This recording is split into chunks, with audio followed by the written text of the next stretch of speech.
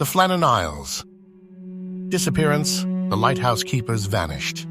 The wind howls fiercely across the North Atlantic on the night of December 15th, 1900, as the steamer Arctur cuts through the icy waves, its crew scanning for the Flannan Isles lighthouse on Eilean Mòr. But the light is dead, swallowed by an unnatural darkness clinging to the rugged cliffs. Hours earlier, inside the sturdy stone tower, 3 keepers, James Ducat, Thomas Marshall, and Donald MacArthur, had logged their final duties, the scratch of pen on slate marking a routine day turned ominous.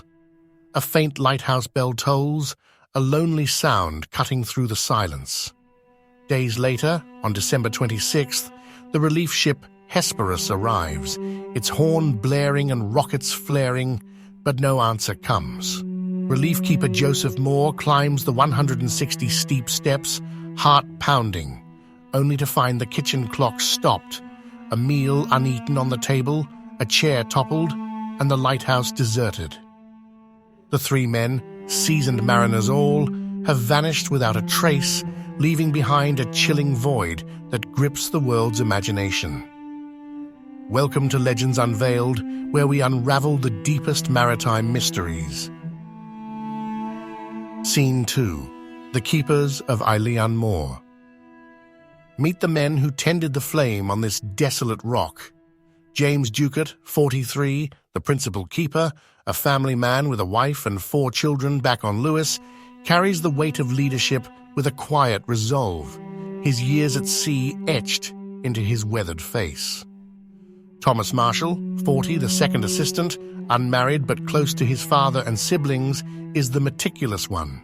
His logbook entries a testament to his duty-bound nature, though a past fine for lost equipment haunts his pride. Donald MacArthur, 28, the occasional keeper filling in for the ailing William Ross, is the wild card, known for a fiery temper and a brawling past, his presence a spark of tension among the trio. Built in 1899 by David Allen Stevenson, the 75-foot lighthouse stands as their fortress, its beacon a lifeline for ships, hauled up 45-meter cliffs by a cable railway at a cost of nearly £277,000 in today's money. Life here is isolation incarnate, weeks without relief, the only company the endless sea in each other, forging a bond tested by nature's fury and human frailty. Scene 3. The final entries. The last traces of the keepers lie in their logbook, a cryptic chronicle of their final days. On December 13th, Marshall notes routine tasks, the lamp trimmed, oil fountains filled, lenses polished, his handwriting steady. Earlier that week, a flag vanished and a supply box lay shattered, signs of trouble brewing. But by December 14th, the tone shifts. Severe winds, the worst I've seen in 20 years, he writes, adding that Ducat is unusually quiet, and MacArthur, a seasoned sailor, was seen weeping, all 3 praying together in a scene unheard of for these hardened men. The final slate entry on December 15th reads, "Storm ended, sea calm.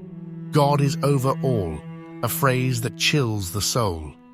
Yet weather records from the region show no storm that day, only a calm that deepens the enigma.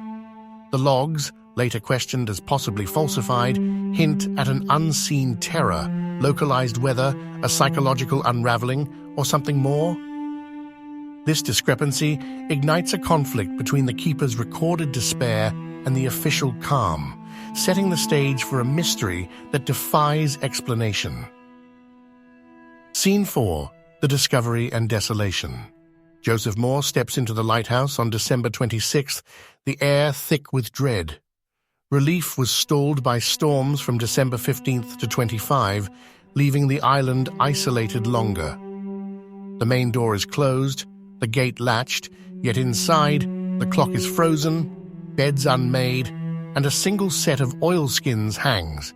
It's MacArthur's, suggesting he ventured out unprepared. A photo of Ducat's children lay on the table, a heartbreaking clue to their last thoughts. The kitchen table holds a meal abandoned mid-bite, a chair knocked over as if someone fled in haste. Outside, the west landing reveals chaos. A supply box smashed 108 feet above sea level, iron railings twisted, a ton-heavy rock displaced, turf ripped 33 feet from the cliff edge, all signs of a monstrous wave's wrath. A faint lighthouse bell tolls, a lonely sound cutting through the silence. Superintendent Robert Muirhead arrives days later, his grief palpable as he recalls bidding the men farewell on December 7th. His investigation concludes they went to secure the mooring ropes that afternoon, only to be swept away by an extra-large sea, but the lack of bodies and the orderly lighthouse fueled doubt. Was this an accident, or did something darker unfold in those final hours? Scene 5. The official verdict, a wave too strong. Muirhead's report, filed on January 8, 1901, declares the disappearance an accident, pinning it on a rogue wave that overwhelmed the keepers at the West Landing. He theorizes Ducat and Marshall ventured out first, MacArthur following when they didn't return, all three lost to the sea's fury. The damage supports this, equipment strewn, railings bent, yet the absence of bodies, the calm weather reports, and the keeper's experience challenge the narrative. Dr. Eddie Graham's 2019 weather analysis suggests a storm on December 13th, not 15, might have triggered the event, shifting the timeline and questioning Muirhead's date. The Met Office's 2019 data hints at a freak wave on December 15th, challenging the calm. The lighthouse reopened with a new railing by 1901, a quiet nod to the tragedy. This official story pits nature's power against human skill, a traditional explanation that satisfies some but leaves others skeptical, sparking a tension between accepted truth and lingering suspicion that drives the audience to question further. Scene 6. Shadows of conspiracy, madness or murder. Alternative theories swirl like the Atlantic gales. Some whisper of a fight, MacArthur's temper flaring, perhaps killing Ducat and Marshall before tumbling off the cliff himself, a premise echoed in the 2019 film The Vanishing. Others suggest isolation-bred madness, the men driven to despair by weeks alone, their prayers a sign of breaking minds, a notion supported by later keepers' claims of hearing voices on the wind.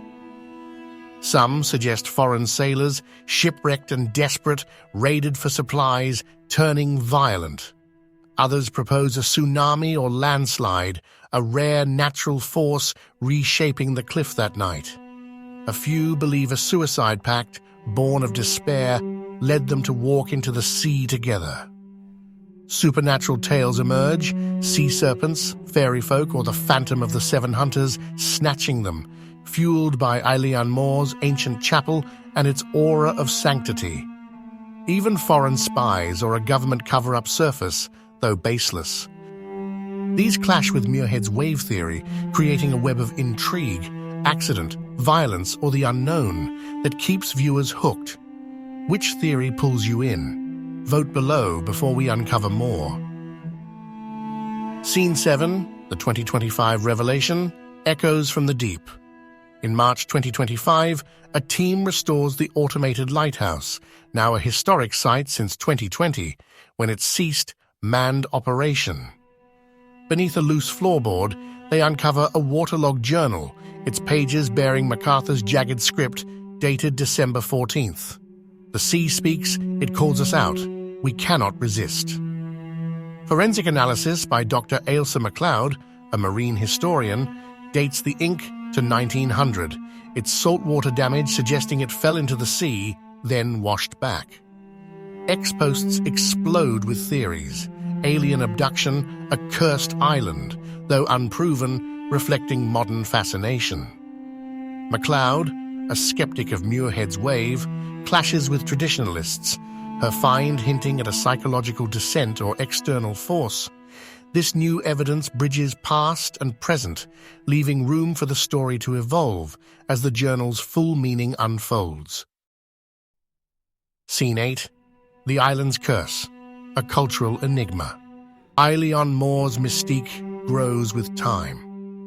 The 1912 poem Flannan Isle by Wilfred Wilson Gibson turns the empty lighthouse into a ghostly icon, its lines, a door ajar, an untouched meal, cementing the tale in folklore. The 2019 film The Vanishing reimagines it with gold and murder, while Peter Maxwell Davies' 1979 opera The Lighthouse suggests madness, and Genesis's 1968 song adds a rock twist. Locals still shun the island after dark, whispering of St. Flannan's Chapel as a portal to the otherworld, its rituals of circling ruins on knees, a plea against its spirits. The keepers' families, Ducat's orphaned children, Marshall's grieving kin, MacArthur's unnamed wife, carry a silent pain, their loss a cultural scar. This resonance asks whether solving the mystery would heal or haunt, a question that mirrors your love for enduring enigmas. Scene 9. The Keeper's Last Stand, a psychological abyss. Delve deeper into the Keeper's minds. Isolation on Eilean Mòr, 21 miles from Lewis, breeds a unique torment. Days of fog, the endless moan of wind, the weight of responsibility for distant ships. Ducat, the steady leader, might have cracked under the strain of family separation, his silence a mask for despair. Marshall, proud but fined, could have obsessed over securing the ropes, his guilt driving him out. MacArthur, volatile and young, might have unraveled first, his temper igniting a fatal clash. The 2025 journal hints at a collective breakdown, their prayers a desperate pact with the sea. This psychological angle, underexplored, pits their inner turmoil against the island's harsh reality, offering a fresh lens that resonates with audiences intrigued by human limits. Scene 10. Into the Mist, a silent farewell. As Dr. MacLeod pores over the journal, Eilean Mòr, its lighthouse standing lonely against a fog-choked sky. A faint lighthouse bell tolls, a lonely sound cutting through the silence. Was the Flannan Isles Disappearance a rogue wave's cruel sweep, a violent end born of madness or murder, or a supernatural pull from the island's cursed depths? The 2025 journal suggests a mind unhinged, but proof eludes us. Did nature claim them? Did they turn on each other? Or did something beyond our world take hold? The answer hangs in the air, yours to ponder. You've uncovered the haunting enigma of the Flannan Isles lighthouse keepers on Legends Unveiled. What do you think stole these men from their post? Drop your theories in the comments. We love hearing from you. Like, subscribe, and hit the bell for more captivating mysteries right here every week on Legends Unveiled.